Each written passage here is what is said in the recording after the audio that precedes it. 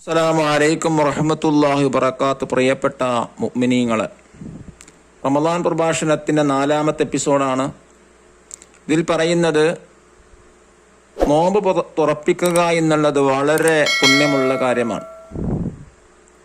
വളരെയധികം ശ്രദ്ധിക്കേണ്ട ഒരു കാര്യമാണ് മറ്റൊരാൾ നോമ്പ് തുറപ്പിക്കുക എന്നുള്ളത്. മഹാനായ സൽമാൻ ഫാരിസി റളിയല്ലാഹു അൻഹുവിൽ നിന്ന് നിവേദനം ചെയ്യപ്പെടുന്ന ഒരു ഹദീസ്, മുത്തുനബി സല്ലല്ലാഹു അലൈഹി വസല്ലം തങ്ങൾ പറയുന്നു, ഹലാലായ സമ്പാദ്യത്തിൽ നിന്ന് ഒരാൾ നോമ്പുകാരനെ തുറപ്പിച്ചാൽ റമളാനിലെ രാത്രി മുഴുവൻ അവന്റെ മേൽ മലക്കുകൾ സ്വലാത്ത് ചൊല്ലുകയും ലൈലത്തുൽ ഖദറിൽ ജിബ്രീൽ അലൈഹിസ്സലാം അവനെ മുസാഫഹത്ത് ചെയ്യുകയും ചെയ്യുന്നതാണ്.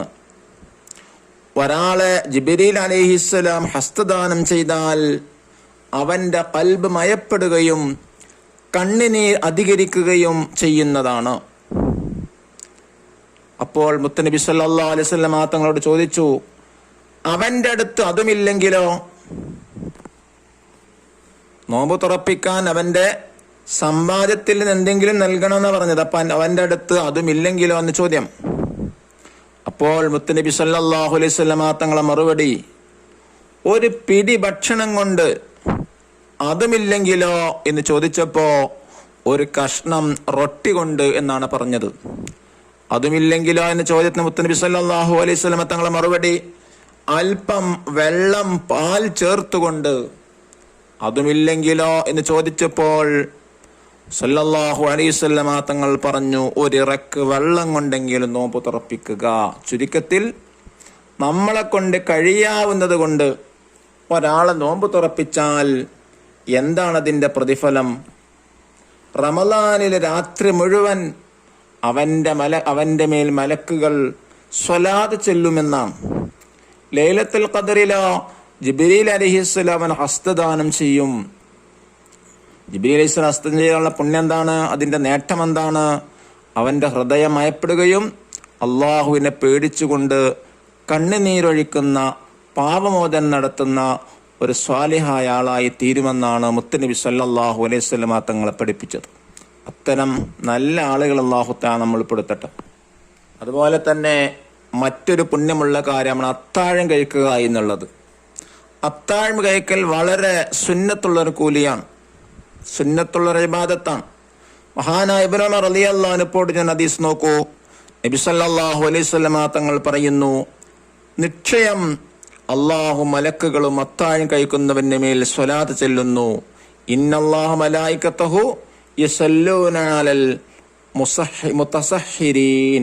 അത്താഴം കഴിക്കുന്നവരിൽ അള്ളാഹുവും അവന്റെ മലക്കുകളും സ്വലാത്ത് ചെല്ലുന്നു എന്നാണ് നബി സല്ലല്ലാഹു അലൈഹി വസല്ലം തങ്ങളെ പഠിപ്പിച്ചത്. മറ്റൊരു ഹദീസ് നോക്കൂ. നബി സല്ലല്ലാഹു അലൈഹി വസല്ലം തങ്ങൾ പറയുന്നു, നിങ്ങൾ അത്താഴം കഴിക്കുക, കാരണം അത് ശക്തി വർദ്ധിപ്പിക്കുന്നതാണ്. ഒരിറക്ക് വെള്ളം കൊണ്ടാണെങ്കിലും നിങ്ങൾ അത്താഴം കഴിക്കണം. അള്ളാഹുവിന്റെ കാരുണ്യം അത്താഴം കഴിക്കുന്നവർക്കാകുന്നു. ഇത്രയും പ്രത്യേകതയുള്ള പുണ്യമുള്ള ഒന്ന് അത്താഴം കഴിക്കുക എന്നുള്ളത്.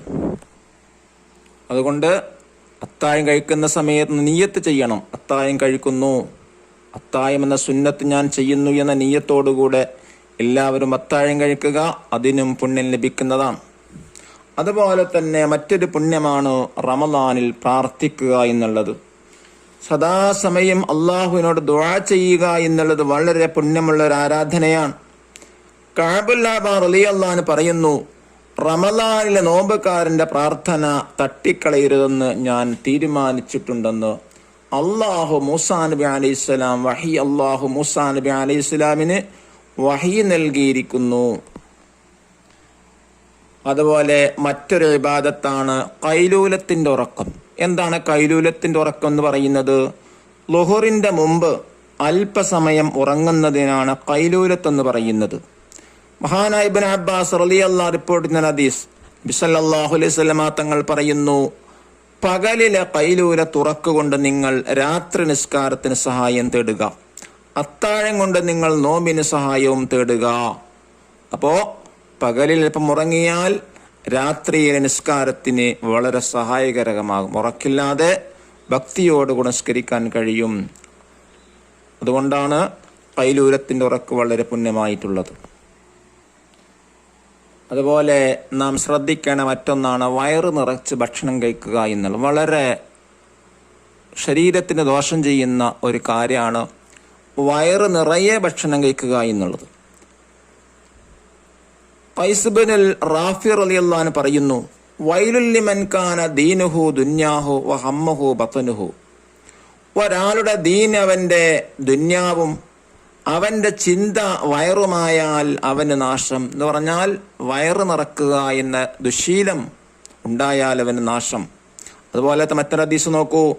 അബൂൽ ജഅഫർ റളിയല്ലാഹു അൻഹു പറയുന്നു, വയറു നിറഞ്ഞാൽ ശരീരം ധിക്കാരിയാകും. ഈ പറയപ്പെട്ട കാര്യങ്ങളൊക്കെ ശ്രദ്ധിച്ച് നന്മകൾ നേടാൻ അള്ളാഹു നമുക്കെല്ലാവർക്കും ഭാഗ്യം നൽകട്ടെ എന്നെല്ലാവരും പ്രാർത്ഥിക്കുക എന്ന പ്രാർത്ഥനയോടെ അസ്സലാമു അലൈക്കും വറഹ്മത്തുള്ളാഹി വബറകാതുഹു.